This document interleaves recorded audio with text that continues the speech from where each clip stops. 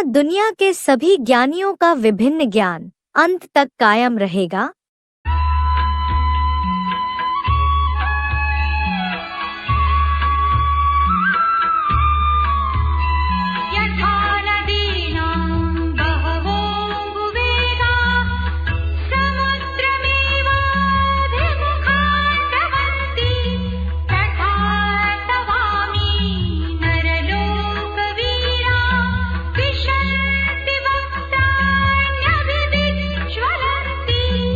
यथा नदीनां बहवः अम्बुवेगा, जैसे नदियों की अनेक जल धाराएं समुद्रम एव अभिमुखा द्रवंती, समुद्र की ओर ही मुंह उठाए दौड़ती है, तथा अमी नरलोक वीरा, वैसे ही ये मनुष्यलोक के वीर पुरुष तव अभिविज्वलंती वक्त्राणि विशंति, आपके चारों ओर से धधकते हुए मुखों में प्रवेश कर रहे हैं।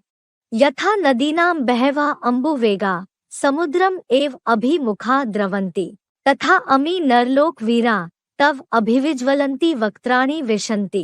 भावार्थ, जैसे जड़ जल वाली गंगादि नदियों की अनेक जल धाराएं समुद्र की ओर ही मुंह उठाए दौड़ती है, वैसे ही ये मनुष्यलोक के ज्ञानयुद्ध करता वीर पुरुष आप ज्ञान सूर्य के चारों ओर से धधकते हुए मुखों में तेजी से प्रवेश कर रहे हैं।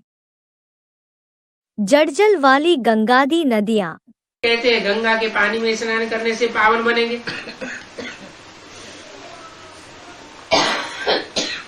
अब गंगा भी तो नदी है ना, वो नदियां तो जड़ होती है। जड़ नदियों में जड़ पानी बहता है। जड़ पानी से स्नान करने से जड़ शरीर शुद्ध होगा, न कि आत्मा शुद्ध होगी। जड़ शरीर शुद्ध होगा। ऐसे ही चैतन्य नदियां हैं।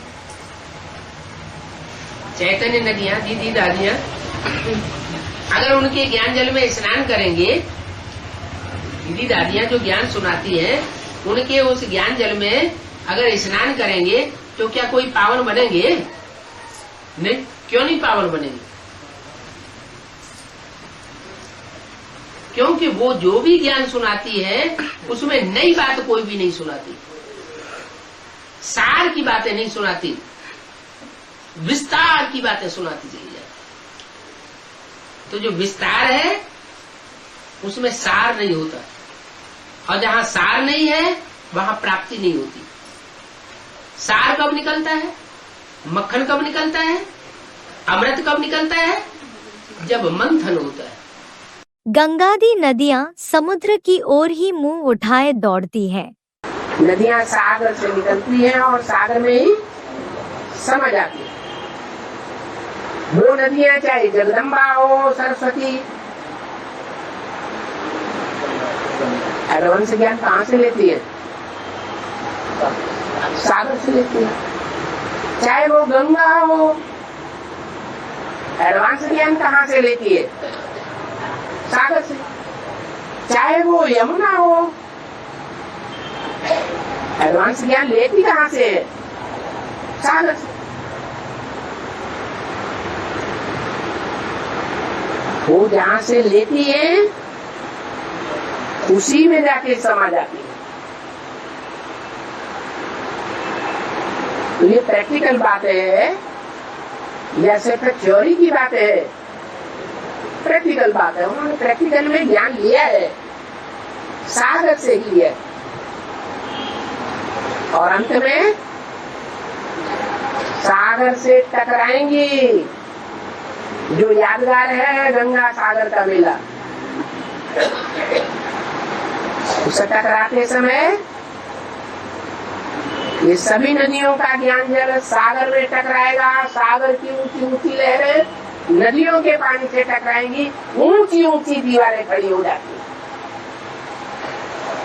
वो बिगड़ों की दीवारें जो खड़ी हो जाती है, उससे जो सुनने वाले हैं, स्नान करने वाले हैं, वो भ्रमित होंगे या निश्चय बुद्धि होंगे? हैं? भ्रमित होते रहते हैं। आखिरी रिजल्ट क्या होता है?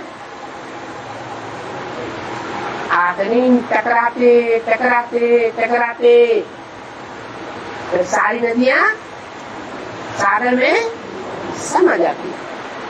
ज्ञान युद्धकर्ता वीर पुरुष ज्ञान सूर्य के धधकते हुए मुखों में प्रवेश कर रहे हैं। जो भी धर्म पिताएं आए वो देवानी थे, आत्माभिमानी थे। वो देवानी क्यों रहे? देवात्मा आत्माभिमानी क्यों बन गई? क्योंकि देवात्माओं ने भगवान का ज्ञान लिया और तदनुसार जीवन में धारण किया, लेकिन उन देह अभिमानी आत्माओं ने ज्ञान को धारण नहीं किया टाइम पर। जब बहुत विनाश काल में शोरगुल हो हल्ला दुनिया में हो जाता है, तब मजबूरी में आकर के वो याद करते हैं किसको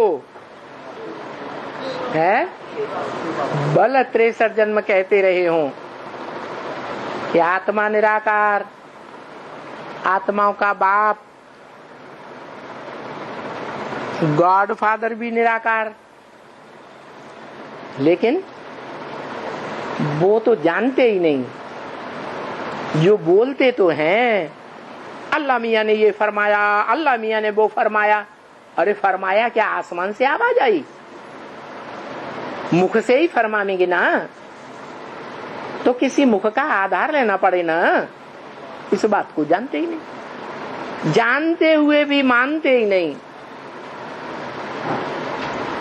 फिर जब जोर से विनाश की लीला चालू होती है इस सृष्टि पर, डंका बजता है चारों ओर एटम बमों का,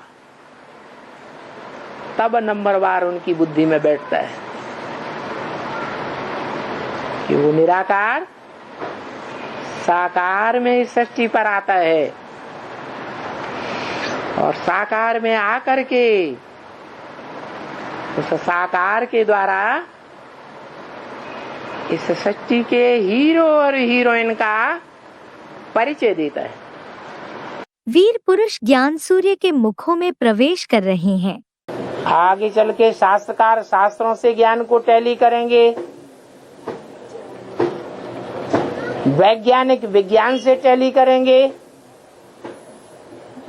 जो एस्ट्रोलॉजर्स हैं वो एस्ट्रोलॉजी से टैली करेंगे, भविष्यवेत्ता अपने ग्रह नक्षत्रों से टैली करेंगे। सारी दुनिया का जो भी प्रकार का ज्ञान है, जो भी सब्जेक्ट्स हैं, उन सब प्रकार से एक ज्ञान ही टैली होगा, तब संसार में आवाज फैलेगी।